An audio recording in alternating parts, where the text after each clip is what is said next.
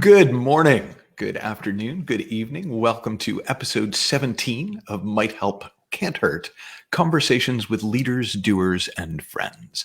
And my leader doer friend today is newly published author Brianne Grebil. Woo! Now, did you sort of expect to write a book? Like, was that in your life vision? I've tried to write, I think, at least 5 different books. Right. Okay. I kind of, when the stuff was happening with my mom and her Alzheimer's got real bad, and I moved up to Northern Idaho to be with her, I kind of figured a book would come out of it. I didn't know it was going to be this book, and I didn't know it would be now, but right. I kind of knew that's where it was going to go. Yeah. Well, no, I had always imagined you as somebody who is going to be expressing in the world. You know, you are my definition of an emerging voice. You know, someone who it was always obvious that you not only had something to say, but that you were pretty good at saying it. So it's just a question of form and function. Yeah. But I love finding words to things that are obviously there, but hard to express. Which is kind of a handy skill when you're talking about things that are obviously there and hard to express. Yeah, it is. Which brings us to so your new book, Love Doesn't Care If You Forget. I thought it was absolutely beautiful. And I must admit, I was dreading reading it. And I was dreading reading it for 2 reasons. One, oh God, okay, a book about dementia. Both my wife's parents are dealing with this. Mm-hmm. Do I really want to read a book about this? And also that friend thing. Right. Where you really want your friend to do well and you're horrified that maybe they won't. And so you don't want to read it just in case you have to be polite. But as it happens, it was freaking awesome. I felt the same way with my husband when I met him and he told me he was a musician. I was like, oh God, please don't suck. I really like it. Please don't suck. Every time my daughter and I watch like World of Dance or she's into all the dance shows and we really like a character when they set them up. We're like, please don't suck. Please don't suck. Please don't suck.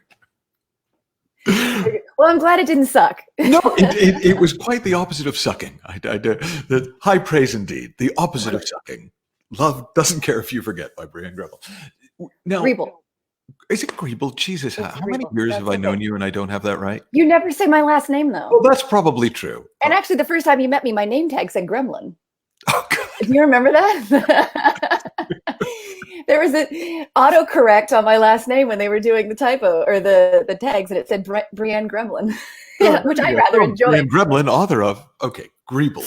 I will probably not get that wrong again, but hey, we'll see. As long as you get Brianne, I'm fine. Yeah, might help, can't hurt. Except Brianne's feelings when I get her name wrong. Yeah. Yeah. Okay.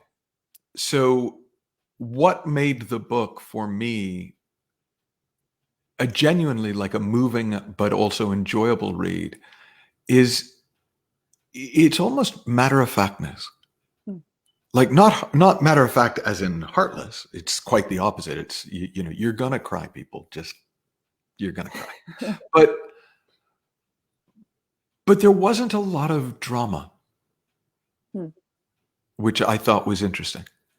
Because this is something that for a lot of people is about as dramatic as it gets. I don't have a brilliant jumping in question, but let's jump in. What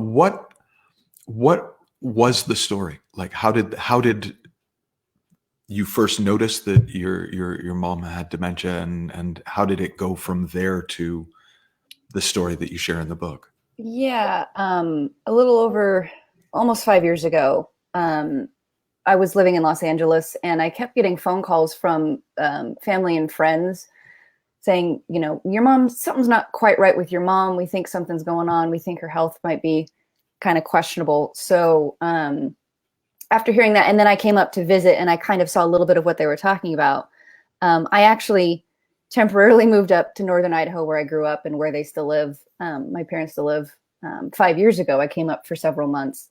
And I was like, okay, well, she's just not healthy. Back then I was fresh off of like a nutrition background and a personal trainer. And I was like, oh, she's just not physically healthy. So I was going to come up and kind of kickstart her health.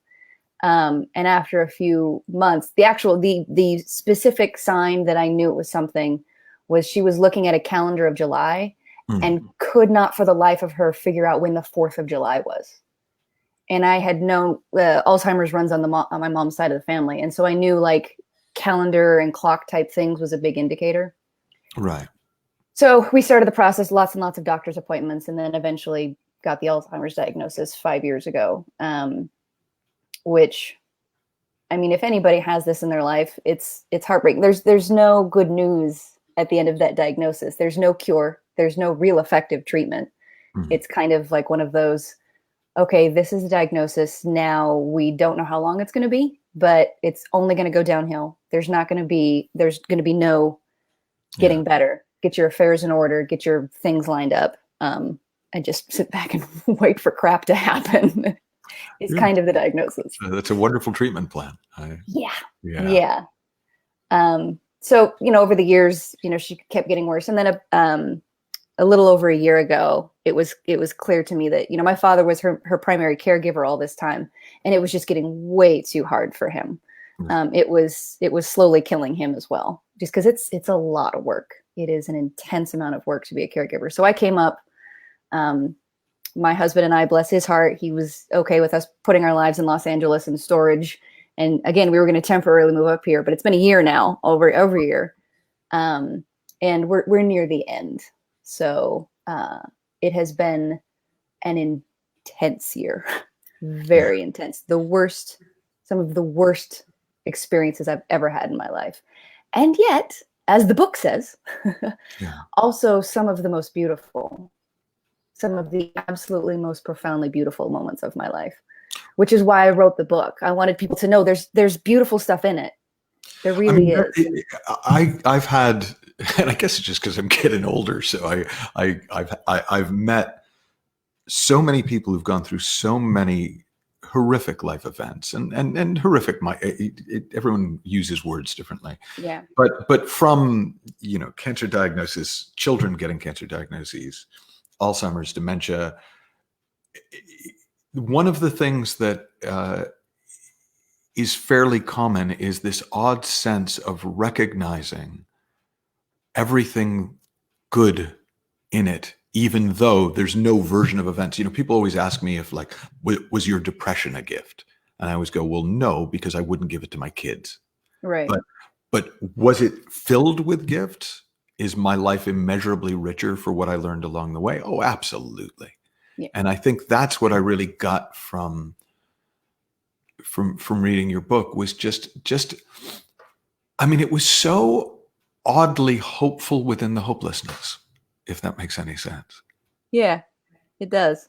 Because I was surprised to find that myself. Yeah. So talk about that. Like, how did you find, when did you first notice, oh, wait, this sucks, but it doesn't completely suck? I don't know if there was any one moment that it solidified, but it just became, I kept having these experiences over and over again that I would be struck with the most painful experiences through her dementia. She turned actually very cruel and vicious. The dementia completely changed her personality, and she became very mean, which I'm just so not used to. And just the crumminess that comes along with it. I would have so many moments of the most intense pain. Like, I'm now 40, and I actually consider it, I'm kind of lucky. I went through 40 years of my life, or 35 years of my life relatively easily, I see now in hindsight. But I kept having these so incredibly intense pain, like on the floor, crying, can't breathe, cursing the heavens, just where it felt like I was just so constricted. And then always after those moments, I would have such profound clarity and peace that I think after that happening so many times, I began to see the pattern that there's life in suffering. There's life in the journey toward death. There's this energy that I have no other word for that is both life-giving and life-taking, but it's given me eyes for that energy, that thing that's underneath all of the things that we want and don't want and all that's happening. It's given me kind of clearer eyes for love which doesn't care about any of the specifics. Now, did you? And that's very hopeful. Well, yeah, because of course anything can come and go, and love remains. I mean, Yeah. And specifically with dementia and Alzheimer's, the thing that is so painful is you're watching everything you want in your loved one be taken away. You're watching their memories go. I had to watch my name disappear from her. I had to watch our titles. You know, she doesn't know she's my mother. I had to watch all of this. I had to watch her physical health decline. I had to watch all of this just get taken away. And yet I became even more drawn to her presence. I felt closer and closer and closer to her. I felt more and more love the more life took away, which got me very curious. Like, oh, how is that possible? And so I started really looking at that, and my exploration of that is kind of what the book is. Yeah. Well, and now, did you have moments where you could see her behind the dementia? That's something I have noticed in the few people I know with dementia, or did notice at times, where there was this, it was almost surreal. Oh, I've had so many surreal moments. Oh, wait, you're back? And then I've had many surreal moments, both in the mother that I would call mom coming back for a second, but also seeing this being that was never the person I thought she was, but is so obviously more than my mom. Like, yeah. I had a moment, I hadn't heard her say my name in probably 2 years. And there was a moment where she was super upset. She was very anxious, and she was in bed and she was crying. And, you know, I was just right next to her, and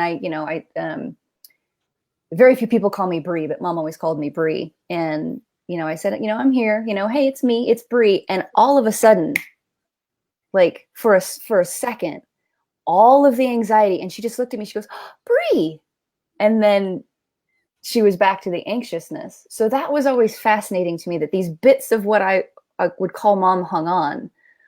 But the most powerful moments were when I saw who she was before she became Jaylene, before she became my mom, I have a handful of moments where the words continue to fail me of who she was beyond all of her personality, beyond the dementia, beyond everything. I've had moments where I just got to see this pure being, and I don't know how to articulate that, but it's truly been extraordinary to see. And it gives me something else to look for. There's a saying in Zen Buddhism, show me your original face. The face you had before you were born. I've seen that face in my mom. That's what I heard in that description. Yeah.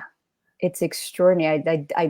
That's probably the best words I have for it, so I must steal that. Oh, well, look, so, like, as long as somebody's got words for it. Now, speaking of words, I do not understand to this day. So one of my wife's parents has Alzheimer's, one has dementia. Do you know what the difference is officially? Yeah, so dementia is just a word that describes the cognitive disabilities, the cognitive decline. Alzheimer's is specifically a pathology. So Alzheimer's is when there's cell buildup in certain protein buildup in certain areas of your brain. Right. But dementia is just a word that describes. Oops, my camera just died. Oh, there we go. Sorry, we got you. Computer glitch. Yeah, so Alzheimer's is a specific thing that leads to dementia, but there's all kinds of different things. There's Lewy body dementia, and there's dementias caused from physical injury. And so, yeah, dementia just kind of describes the cognitive impairment, which can be all kinds of different levels.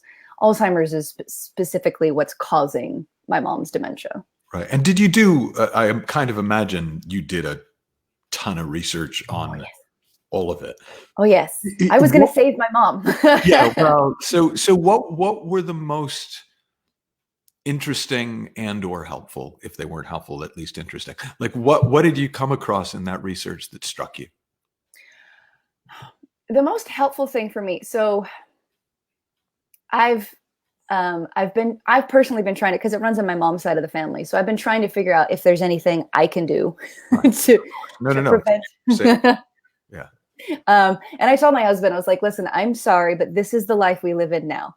Every single time I cannot think of somebody's name or I forget something, I'm going to have a mini panic attack of, is this the beginning? Yeah. So I've done research of kind of what may prevent it. And the reason it's so difficult is because they don't actually know what truly causes it. They know what happens, they know what's going on, but they don't know why it happens. Yeah. So it's really hard to kind of be preventative. And that's why it's so hard to find a cure. So a lot of this stuff is your standard healthy living, low sugar, active exercise, that kind of a thing. But actually the thing that I've found most helpful for when it comes to my mom is there's a woman named Judy Cornish who kind of teaches a way to be with Alzheimer's or dementia people. And that has been actually the most extraordinary. She, and there are other people who do this as well, but it's you go into their world instead of keep trying to bring them back into yours. And that when I would go into my mom's world, you know, she would have hallucinations and all these things, and I would just roll with it. Like, I don't know. Did you ever do improv? Oh yeah. Yes, and You know, you were a comedian, and life is handing you material. yes, there's in improv, there's this rule, yes, and. So if you're with a partner and they throw out a scenario, you can't disagree with them. You can't tell them no, or you say yes, you agree with what they've already established, and then you add to it. And so with my mom, like if there's some stranger walking down the street stealing her dog, you roll with it. Yeah. And that I would watch the way she would be with people who could do that naturally versus people who would be like, no, there's nobody there. And I would watch her anxiety rise the more that somebody was bumping up against her. Right. So that was honestly the most valuable thing as far as like being with my mom is just understand. Like I became so incredibly flexible with myself. Was what allowed you to do that? And I don't mean this in the wrong way. And you see, I've got the advantage of I'm going to assume you're going to forgive a lot. Audience, just roll with me. But did you ever think? Okay, let me reframe the question. I know that one of the worries dealing with this in our own family has been if we go with their experience, which is clearly hallucinatory or that it's going to reinforce it, and it's going to reinforce the dementia, and it's going to reinforce the Alzheimer's. And the question I was trying to ask, but was so horrible it couldn't find its way to my lips, but it's coming out this time. Was it your hopelessness for her getting better that allowed you to roll with it? Or did you just not think about it as much as I obviously do? I mean, probably, but I don't know if that was I was conscious of that. There's a quote in one of in the book. There's a secret medicine given to those who hurt so hard they cannot hope. And I think that's been a big part of it. Once there's a presence that shows up with me in the moments where I don't care. So yeah, probably, but I don't know if I was consciously like, I'm hopeless. And so, well, no. It's to me, it's like you can always, I can always show up with her exactly how she is. And if she's going to change, then I can change with her. So I don't, and part of the thing with dementia is she's not going to remember 5 minutes, 5 days or whatever from now. So to me, the going along with it, if that prevents her anxiety from getting worse, right? And then why not? Because I've seen so many things where there's nothing I can do about her anxiety, that if there's anything even a little bit this could make it not get worse, I'm going with that. Yeah. No, well, which makes total sense. I've learned this is something that is so horrible and it's so far beyond my control. I can't even comprehend how I could control it. So it's kind of an extraordinary thing to see. Like the idea of controlling is so far off my plate. I have zero bandwidth dedicated to controlling the situation. Was there a moment where you, just so we all know, I hate myself. But anyways, this is my job. Was there a moment where you lost all hope? Like, was there a specific moment? Oh, I've had so many moments. No, sorry. Let me rephrase that actually, because you are decidedly have not lost hope for a meaningful and loving and beautiful experience in life. Like that is, to me, one of the things that's so beautiful in the book is it is the opposite of hopeless. Mm-hmm. But I'm talking about in terms of there must have been a certain point at which you went, oh, this really isn't going to get better. I'm really not going to be able to vitamin her way out of this, or hyperbaric chamber her way out of this, or positively affirm her way out of this. Yeah. I mean, I think that came in stages. Right. Shortly, I mean, because I came up, the first time I came up to Idaho was that 5 years ago, was because I was going to save her. It was before I had the diagnosis. Yeah. And I remember on the way back to Los Angeles, shortly after her diagnosis, I was going back to go back down and live with, go back and finally see my husband again. Yeah.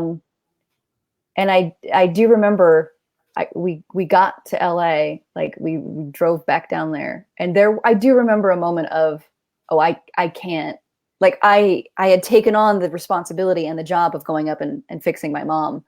And after several months going back and going, oh, this is so far beyond my, this is so far above my pay grade. It was a big chunk of it. That was a huge chunk of it. Now, I did spend the next couple of years trying to lessen the effects and try to slow it down and then I would say, honestly, it was probably when I moved back up here and I realized we were close to the end that I was finally probably like, okay, yeah. Right. Like, let's welcome the end of the journey in, because it's obvious we're there, and pushing against the end of the journey doesn't provide any value that I can see. So. Right. And that's something, from the sound of it, that you just kind of knew rather than something that you had to be told. Yeah, no, it's just so interesting. Like everything I saw, it was just like, there came a moment, whether I can identify it or not, it's just like, oh. Yeah. Oh. Yeah, no, that actually is the right sound effect in my experience. Like that's a perfect sound effect for it. It's the onomatopoeic expression. Yes. Of just, and I think that's that matter of factness. Yeah. That I'm referring back to you. It's like, oh, this is just how it is. Mm-hmm. Okay. Yeah. When it looked like a choice, or when it looked like if I made different choices, it would affect it. That's one thing. But there's just a moment of, oh, nothing I do is going to stop gravity. Yeah. And I remember trying to force that feeling, particularly when the quarantine stuff hit, when the COVID stuff hit, we'd moved her into a nursing home. And then, between my father and I, we were still with her 5 hours a day. So I would see her several hours every single day, and then went to an immediate cutoff.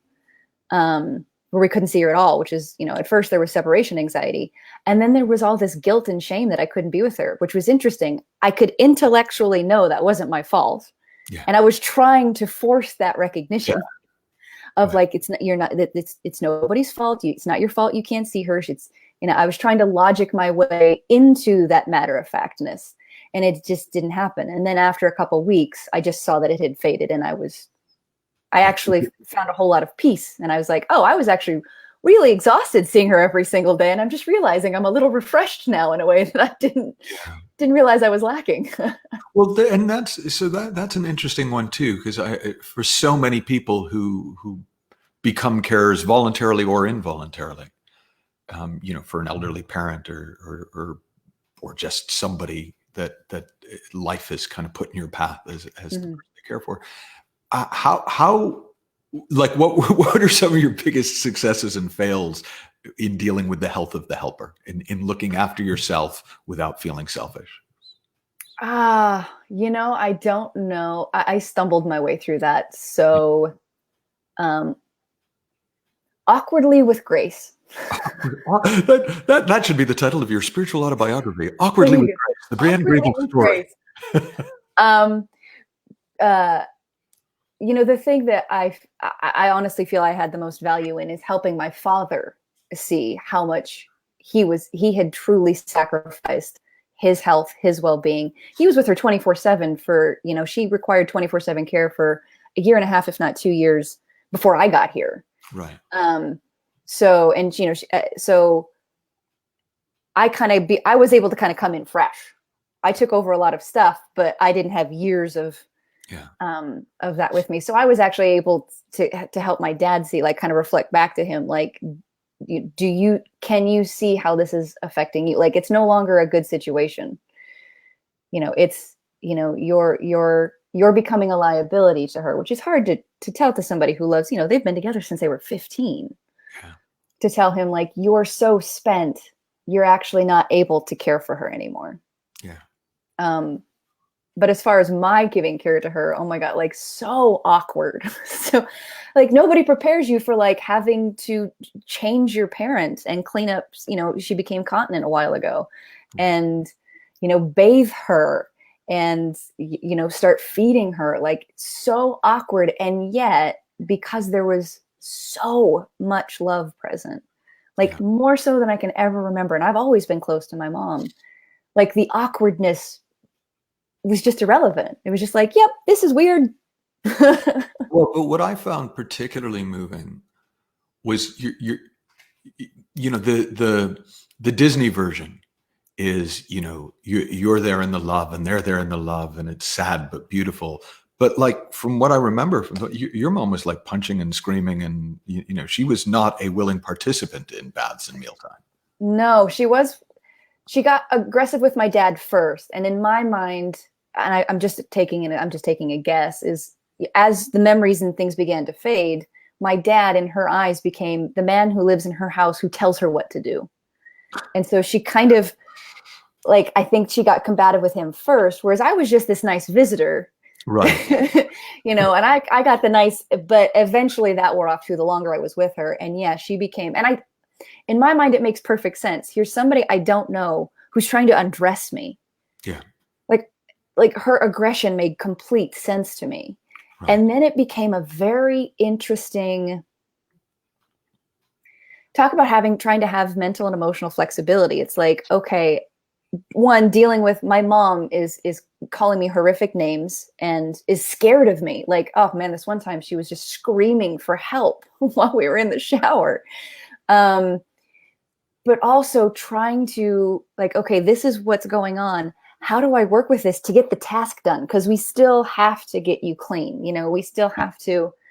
So it became like this very interesting mental and emotional exercise to keep me flexible, which, I mean, it prepares you for, when the COVID stuff hit, I'm like, I feel like this is a cakewalk compared to, and I understand it's not that way for a lot of people. This has been COVID will be like the thing that a lot of people, it's like the biggest thing they've had to deal with so far. Yeah. For me, compared to, like, the mom stuff. Yeah. It's, but how, again, like, what an extraordinary thing to see the real-time responsiveness of when you just show up to do what needs to get done. Yeah. Even though sometimes I was so casual, like it shocks me how casual I was in some of these situations, like just totally rolling with it and going, yeah, it's okay, and dodging punches. And other times I was just tore up inside. Like, I was trying not to cry, but still I could get the task done. Yeah. Like, it's extraordinary to be able to see, oh, I can deal with one of the hardest things in my life and still get through it just fine. Yeah. Which good to see. Well, yeah, it's a lot of people talk about it as resilience. Yeah. But it's sort of, from the sound of it, you had resilience thrust upon you. It was like, I'm going to work on my resilience. It was like, oh, thank God I'm resilient, because this is really hard. Yeah. Well, and I attribute, like, I before the 3 principles conversation that's why I know you and why I came to you as a teacher and a mentor. Like, that was extraordinary for me as in a transformation. So I'm so glad that I had some kind of context to be able to see my experience differently. Yeah. What it would have been without that, I have no idea. Yeah. But it, like, everything I learned and I saw before this experience, like, my mom's been my greatest teacher, hands down. Yeah. Like, it has solidified and grounded me in something so much deeper, that it's allowed me, like, it's this really beautiful thing. She taught me what she needed from me. Yeah. And I just think that's really beautiful. So now you've been married less than a year, right? No, it's actually our 2-year anniversary. Is it really? I know, it's time. It really does seem like just, I don't know what it's like on the inside of the marriage, but from out here. No. No, I mean, we've known each other almost 10 years now, but yeah, we were married 2018. So how, and I get, and I mean, I met him. I mean, he's a lovely guy, but how has he dealt with this as a spouse? Because that's the other thing, is usually it's one of the parents at a time. So how's it been, as best you know, for him as a spouse? How's it been for the two of you? I think because he's traveled, for the music industry. He's traveled most of our relationship. It's like we've been together in the same house for almost 4 months now, and I think that's the longest stretch we've had since we met. So he hasn't really been here for a lot of it, and I think he has his own kind of feelings of like inadequacy and I don't know, maybe guilt. He shared a little bit of like he couldn't do more. Yeah. But at the same time, I was like, this has been such an extraordinarily personal experience. Yeah. Like that I didn't also have to think about keeping up a healthy marriage at the same time was almost, I don't know what it would have been like if he were here more of the time. It could have been even, but in my mind, my mom and being with her and absorbing this experience just took up so much of my bandwidth that when I would leave her and come home and just veg it on the couch, it was great for me. But he's been so flexible. And so, I uprooted our lives in Los Angeles. And he was fine with that. He's so gracious and he's so, he's so willing to do what needs to be done. And I think a lot of him is learning too, that he's very much the helper type personality. Like, let me go in there and fix it. Yeah. And he knows he can't fix my mom. So he thought his job was to like, be there. Fix, like, do what I need. And he's had to learn like, no, this is just an experience that we're having and I'm okay. Like, but he's been beautiful throughout the whole thing. Yeah. That's gorgeous. It is. I feel it's so weird to say. We'll let him back in the house. It's weird to say, oh God, this is the most horrendous thing. And I feel extremely lucky. Yeah. Because I'm a part of some support groups where there's like 40,000 people in the support group online. And to see there's so many different versions of this story. We could take care of my mom at home for a long time. And we did have a somewhat of a support system. And a lot of people have they have a lot more stacked against them, I guess, in the world of circumstance. Nina and I, it was actually an expression that came to me after I went through what I went through, but the best articulation I've ever come up with for this kind of experience is the best thing that ever happened to me, and I wouldn't wish it on my worst enemy. Yep. Pretty much sums it up. Yeah. Which I have, is cursing allowed? Cursing is fucking allowed. Yes, please do. I call this my thank you, fuck you moment. Wow. Thank you, life, for the extraordinary vision you've given me and the things I've been able to see.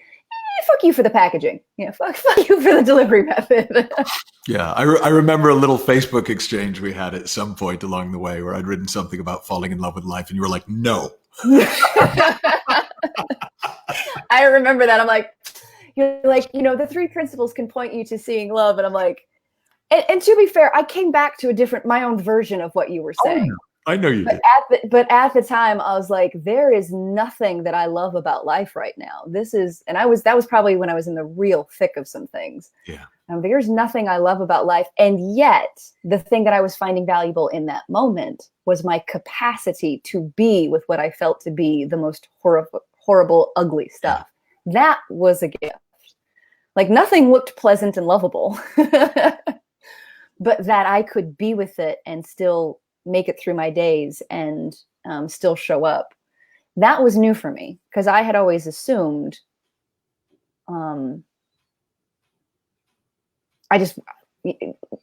said it like, if you would have told me a year ago, even the stuff I would be doing and be okay with doing, I actually might have turned the other way and ran.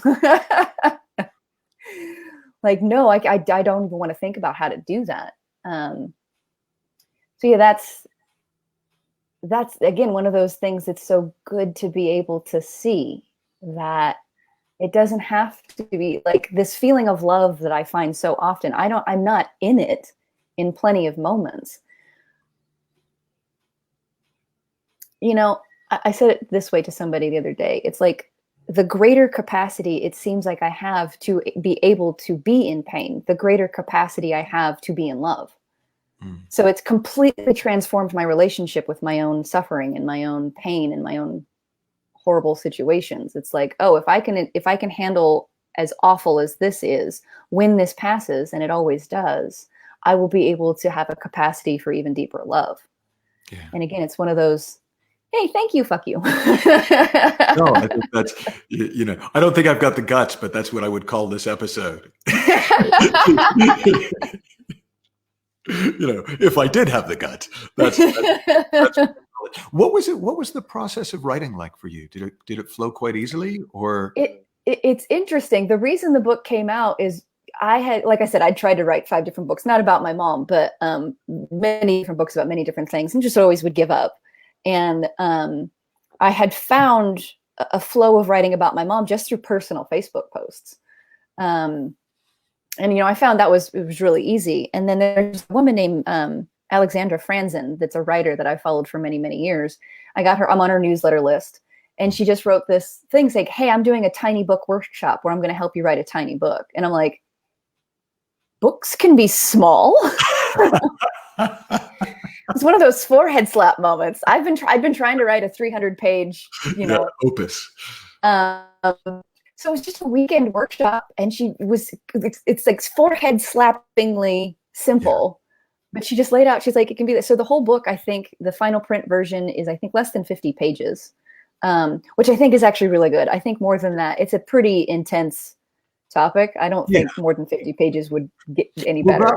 And yeah, that's right. Like it you get in, you get out. Thank God it's over. but it wasn't daunting.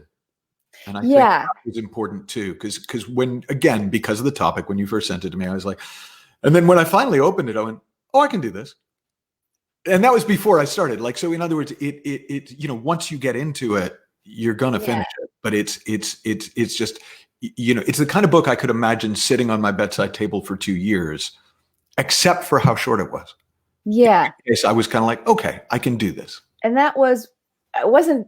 this became an obvious thing in hindsight after it had already been written. But I realized, especially if you're somebody who's in the thick of it, if you're a primary caregiver or something, like you just don't have a lot of time.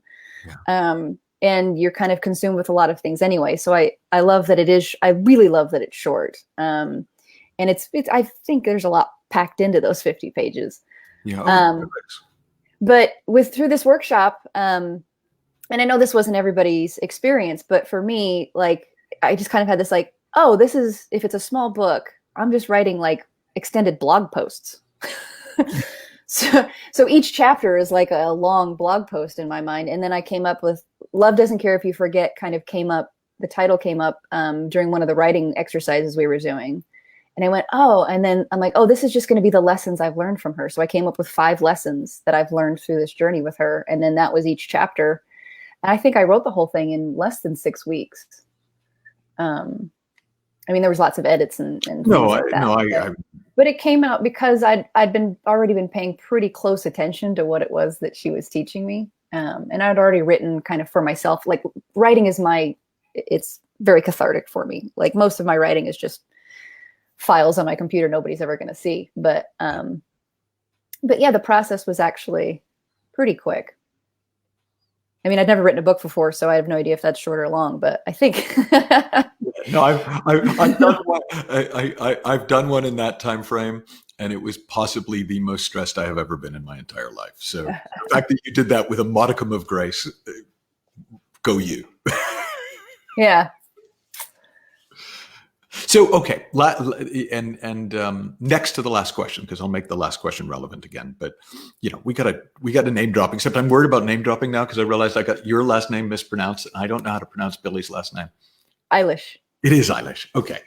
Like eyelash, but Eilish. So drop us a Billie anecdote. Just one. So for context, for those who don't, my husband has been Billie Eilish's tour manager since the beginning. And for those who, most people know now, it used to be like 2 years ago when I would say that, people were like, who's that? I was like, used to only be people under 18 who knew. Yeah, I was like, if you have like a 14-year-old daughter, ask her. She definitely knows. Yeah. But right now, Billie is the one of the world's top pop star. She's up there. I don't know if I have a specific anecdote. I've actually, I only experienced her from the periphery. I've actually only met her in person like a small handful of times. But she's a teenager. She's 18 now. She's a delightful human being. And I think for everything that she's doing, it's been really interesting to see because Brian started working with her when she was 15. Yeah. And what a journey to see somebody of that age be on and to handle it with as much grace.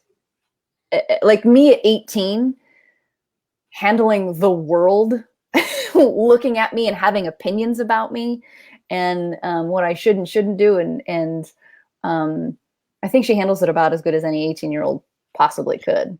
Well, I remember the one thing Brian said is just keep in mind, she's a teenage girl. Yeah, she's goofy. Like, I think that's one thing people don't really realize. Like, her and my husband get along so well. I feel like he's like a favorite uncle almost because my husband's really goofy. Like he has the heart of a 12-year-old. So the two of them together are they can just do stupid jokes and be silly. And you forget that, especially if you've seen her online presence. Yeah. I remember the first time I went on her Instagram page and it's all the. Yeah, I know. Very moody. I'm like, oh, the teenage angsty girl. That's what she is. But then you see her just in her normal life. Listening to the podcast, Brianne was voguing effectively. Yeah. Oh, yes. Sorry. If you're listening, yes, I was just a very like angsty face poses with was her entire Instagram feed. But I'm like, oh, that's not really her. She does, and she's aware of a persona. Like she puts on the Billie Eilish persona, but that isn't truly who she is. Well, and that, which in a funny way, just to make it not seem as random as it was, which ties back to kind of what you were saying at the beginning about your mom, how even though a lot of the things that we think of as the person, which are really the persona, fall away. Yeah. The original face is still there. Okay, last real question. Yes. That was a fake question. That was a fake question. That was a question for ratings. Last real question is if somebody is either at the beginning of this journey, a loved one has just gotten this diagnosis, if they're at a point of desperation in the journey, what's the most helpful thing you can think to share? Oh, good question.